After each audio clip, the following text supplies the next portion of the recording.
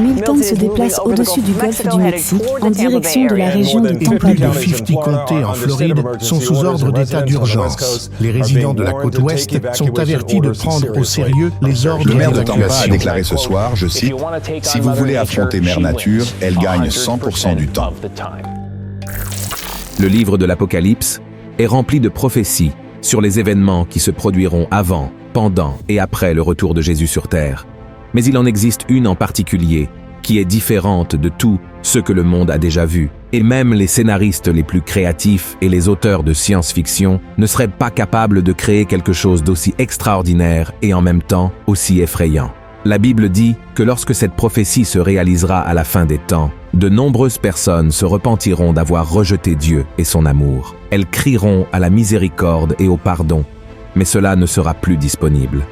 Avant de révéler cet événement futur qui laissera le monde stupéfait, vous devez connaître 5 autres événements intéressants de la Bible qui ont déjà eu lieu ou sont sur le point de se produire dans un avenir très proche. Ensuite, nous verrons ce qui sera l'événement prophétique le plus terrifiant pour tous ceux qui ne sont pas avec Jésus. Avant de commencer, je voudrais vous demander de vous abonner à ma chaîne. Il vous suffit de cliquer sur le bouton « S'abonner » qui se trouve ici sous la vidéo et d'activer la cloche de notification pour recevoir directement sur votre téléphone les prochaines vidéos que je publierai. D'accord? Alors, commençons. Le premier événement est la visite de l'ange de la mort. Également connu sous le nom d'ange destructeur, cet être céleste est venu sur terre vers l'an 1300, après que le pharaon a refusé d'accéder à la demande de Moïse de libérer le peuple d'Israël de l'esclavage en Égypte. En raison de cet acte de désobéissance, Dieu a envoyé 10 plaies à cette nation, humiliant son peuple et chacun de ses dieux païens. Ces 10 plaies comprenaient le Nil se transformant en sang, des grenouilles couvrant la terre, des infestations d'insectes, la mort des animaux, des Égyptiens contractant des maladies cutanées, une obscurité totale pendant 3 jours, et enfin, la visite de l'ange de la mort. Après 9 refus du pharaon de libérer les Hébreux de l'esclavage, Dieu dit à Moïse d'ordonner au peuple de mettre le sang d'un agneau sur le linteau des portes, car ainsi l'ange de la mort n'entrerait pas dans ces maisons et il saurait exactement où il devrait entrer pour punir les Égyptiens. Ainsi, le peuple d'Israël fit exactement comme Dieu l'avait instruit, et à minuit, l'ange de la mort tua tous les premiers-nés dans la terre d'Égypte, le fils du pharaon et même les premiers-nés des troupeaux furent tués. Quand le peuple d'Égypte se réveilla pendant la nuit et vit ses fils morts, ils se lamentèrent profondément. Le deuxième événement, la vision des profondeurs de la terre. Ce phénomène créé par Dieu s'est également produit dans l'Ancien Testament et a également eu Moïse comme protagoniste. Après que le peuple d'Israël eut été libéré de l'esclavage et marchait dans le désert, un homme nommé Coré mena une rébellion contre Moïse et son frère Aaron alors qu'ils conduisèrent le peuple vers la terre promise. Coré conspira contre Moïse et exigea que tous soient autorisés à servir en tant que grands prêtres, même s'il n'y avait aucune instruction de Dieu à ce sujet. Il trouvait injuste que seuls les 2 frères aient un accès direct au Seigneur, et il ressentit une telle envie qu'il amena un grand nombre d'Hébreux contre eux. Dieu fut tellement irrité par cette attitude égoïste qu'il dit à Moïse qu'il déverserait son jugement sur Coré. Et comme il n'y eut aucun repentir, Dieu dit à Moïse d'ordonner au peuple de s'éloigner de Coré et de ses partisans. Alors, le Seigneur ouvrit la terre devant Coré, sa famille et ses alliés, et tous furent engloutis dans les profondeurs de la terre, avec tout ce qu'ils possédaient. Ainsi, ces personnes descendirent vivantes dans la tombe, et ensuite, Dieu referma cette crevasse, et tous disparurent du milieu du peuple d'Israël. Le troisième événement, l'émergence des 2 témoins. Cet événement biblique particulier est une prophétie du livre de l'Apocalypse qui se déroulera pendant les années de la Grande Tribulation.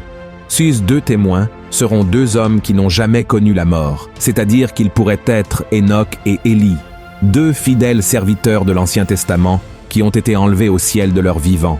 Beaucoup croient également qu'il pourrait s'agir d'Élie et de Moïse, car ils sont apparus avec Jésus lors de la transfiguration. L'essentiel est que ces 2 serviteurs de Dieu recevront un pouvoir surnaturel du Seigneur pour accomplir des choses incroyables. Ils apparaîtront lorsque le monde sera sous la domination démoniaque de l'Antéchrist. Ils seront vêtus de toile de sac, un tissu épais généralement fait de poils de chèvre, et prophétiseront dans le monde pendant 1260 jours, soit 3 ans et demi. Ces hommes seront haïs par l'humanité, car ils prêcheront l'évangile de Jésus-Christ à un monde qui sera totalement aveugle et spirituellement fermé. Certains écouteront, mais beaucoup ne prêteront pas attention à leur message. D'autres seront furieux et les attaqueront, mais la Bible est très claire. Si quelqu'un tente de leur nuire, le feu sortira de leur bouche et consumera leurs ennemis. Cela sera un spectacle extraordinaire à voir, car je n'ai aucun doute que l'Antéchrist gouvernera le monde et ne voudra pas que quiconque adore le seul et vrai Dieu vivant de la Bible. Il fera tout en son pouvoir pour attaquer ces 2 témoins.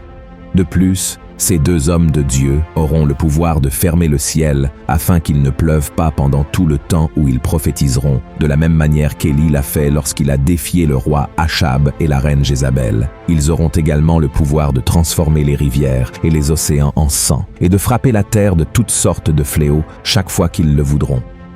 Ainsi, ces 2 témoins prêcheront avec autorité dans le monde. La puissance de Dieu sera si forte sur eux qu'ils seront littéralement intouchables, et cela se poursuivra jusqu'à Apocalypse chapitre 11, où la Bible dit qu'après 3 ans et demi, la bête qui monte de l'abîme combattra avec eux, les vaincra et les tuera.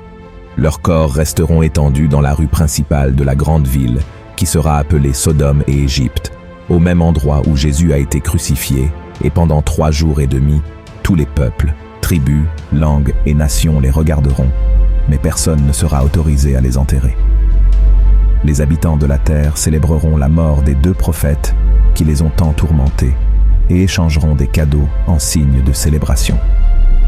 Cependant, 3 jours et demi plus tard, le Seigneur insufflera l'esprit de vie dans les 2 témoins morts et ils se lèveront, causant la terreur à tous ceux qui ont célébré leur mort. Alors une voix forte viendra du ciel et leur dira « Montez ici » et un nuage les emportera.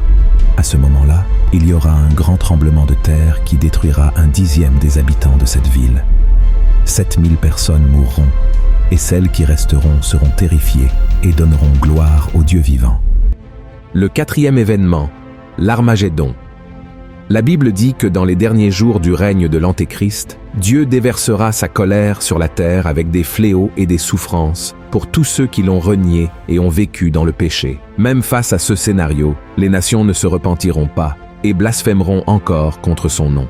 Ainsi, à la fin des 7 années de la grande tribulation, Israël sera encerclé par les nations qui se joindront à l'Antéchrist. Dans l'Apocalypse, chapitre 16, l'apôtre Jean raconte que les dirigeants du monde entier se réuniront pour la bataille du grand jour du Dieu Tout-Puissant à un endroit appelé Armageddon. Le mot Armageddon vient du livre des Juges de l'Ancien Testament. À cette époque, le peuple de Dieu était petit devant ses ennemis, mais dans la bataille qui eut lieu sur cette même montagne, ils sortirent victorieux. Et dans le livre de l'Apocalypse, l'apôtre Jean raconte qu'il vit le ciel ouvert et Jésus monté sur un cheval blanc suivi de toutes les armées célestes, et sur sa cuisse était écrit « Roi des rois et Seigneur des seigneurs ». Ensuite, un ange appelle les oiseaux du ciel à un grand banquet où ils mangeront la chair de tous ceux qui sont morts en se levant contre le peuple d'Israël. Mais cette guerre ne sera pas comme les autres qui ont pu durer des décennies. En fait, la bataille de l'Armagédon durera peu de temps, car les ennemis seront écrasés sans aucun effort. Et c'est à ce moment-là que la 7e coupe de la colère de Dieu sera versée sur le monde. Après cet événement, Jésus jettera l'Antéchrist et les faux prophètes dans le lac de feu de l'enfer, et tous les hommes qui les ont servis seront tués et mangés par les oiseaux. Ensuite, Jésus emprisonnera Satan et établira son règne de 1000 ans sur la terre, où il régnera aux côtés de son Église, et aussi avec ceux qui sont morts pendant la grande tribulation, parce qu'ils ne se sont pas prosternés devant l'Antéchrist. L'Armagédon ne marquera pas la destruction de notre planète, comme beaucoup le croient, car selon la Bible, la terre sera la demeure éternelle de tous ceux qui ont reconnu Jésus comme leur sauveur et ont fait la volonté de Dieu. Le 5e événement, le rapt. La Bible dit qu'il viendra un moment où tous les chrétiens qui seront vivants à cette heure précise disparaîtront simplement. Ils seront occupés par leurs activités quotidiennes, travaillant, étudiant ou s'occupant de la maison, quand soudainement ils seront emmenés au ciel. Oui, il y a beaucoup d'incertitudes concernant le rapt. Certains pensent qu'il se produira dès que l'Antéchrist sera présenté au monde, tandis que d'autres pensent que les chrétiens ne monteront au ciel qu'après 3 ans et demi du règne de l'Antéchrist. Et un autre groupe pense que les chrétiens passeront toute la période de la grande tribulation sur terre avant d'être emmenés par Jésus. Quoi qu'il en soit, une chose est certaine, le rapt se produira. Dans Matthieu chapitre 24, Jésus en a parlé, disant aux disciples qu'au bon moment, 2 hommes seront dans le champ. L'un sera emporté et l'autre restera. 2 femmes auront une meule en main et l'une disparaîtra. Cela signifie que tout se passera en un instant, secouant le monde et affectant tout le monde. Et ceux qui resteront en arrière, malheureusement, devront faire face à la dure réalité des derniers jours, tandis que ceux qui sont en Christ seront remplis de joie et resteront en présence du Seigneur pour toute l'éternité. Et ainsi, nous arrivons à la fin des 5 événements extraordinaires qui se sont produits dans la Bible ou qui doivent encore se produire. Et cela nous conduit à la prophétie la plus redoutable de toutes, l'arrivée des 4 anges démoniaques du fleuve de l'Euphrate. Et tout cela se produira lorsque les anges du Seigneur commenceront à sonner les 7 trompettes de l'Apocalypse. Quand la première trompette sonnera, une pluie de feu mêlée de sang sera jetée sur la terre, brûlant un tiers des arbres et toute l'herbe verte.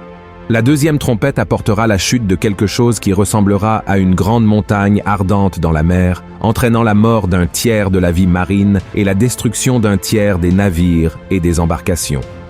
Avec la troisième trompette, une grande étoile appelée Abîme tombera du ciel, empoisonnant un tiers des eaux et causant de nombreuses morts en raison de l'eau empoisonnée. La quatrième trompette diminuera la lumière du soleil, de la lune et des étoiles d'un tiers, symbolisant une période d'obscurité. Le son de la cinquième trompette ouvrira un abîme d'où sortiront des sauterelles qui tourmenteront ceux qui n'ont pas le sceau de Dieu sur leur front. Cet événement est également connu sous le nom de premier malheur, et c'est à la 6e trompette que la prophétie la plus terrifiante de tous les temps commencera à se réaliser. Lorsqu'elle sonnera, 4 anges démoniaques qui ont été chassés du ciel avec Satan et qui sont retenus près du grand fleuve de l'Euphrate seront libérés pour tuer un tiers de l'humanité. Ils dirigeront une armée de millions de cavaliers, provoquant destruction et mort. Et l'apôtre Jean dit qu'il y aura 200 millions de soldats dans cette armée, tous avec des cuirasses rouges, bleu foncé et jaunes. Et leurs chevaux auront des têtes comme celles de lions, et de leurs bouches sortiront du feu, de la fumée et du soufre. Leurs queues seront comme des serpents qui blesseront mortellement les gens. En tout, 1/3 des habitants de la terre qui resteront en vie mourront. Et cet événement marquera la dernière chance de repentance que Dieu donnera aux gens avant qu'ils ne soient condamnés à passer l'éternité en enfer. Mais ils ne se tourneront pas vers le Seigneur et continueront à adorer leur faux Dieu. Frères et sœurs, je sais que ces événements sont presque impossibles à imaginer, car ils vont bien au-delà de notre compréhension humaine. Mais sachez que la Bible ne se trompe jamais et ne ment certainement pas. Tout cela est très effrayant, mais si vous remettez votre vie à Jésus et vivez selon sa parole, le Seigneur vous préservera du jour de l'épreuve et vous emmènera vivre l'éternité à ses côtés dans la Nouvelle Jérusalem, un royaume où il n'y aura ni peur, ni douleur, ni mort, ni larmes. Vous n'avez pas besoin de vous inquiéter du moment où tout cela se produira, mais plutôt de savoir aux côtés de qui vous serez quand cela se produira. C'est pourquoi approfondissez vos connaissances de la Bible, marchez selon la parole du Seigneur et ne vous laissez pas tromper par ce qui se passera dans le futur. Amen. Si vous avez apprécié ce message, partagez-le avec vos amis, votre famille et abonnez-vous à ma chaîne. Je vous attends dans la prochaine vidéo. Que Dieu vous bénisse puissamment.